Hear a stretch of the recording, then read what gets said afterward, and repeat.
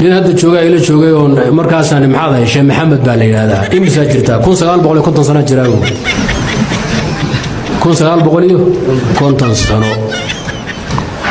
nabi maxamed oo maka wadooyinka ordo madiinka ugu yaraan garanayaa buu laakiin ma islaamin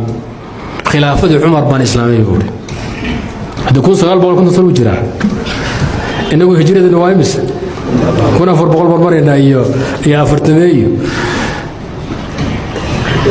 markaan cabaar wada hadalay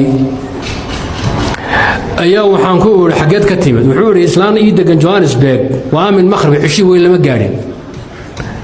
xasba Johannesburg ii degan ayada hadda soo marayo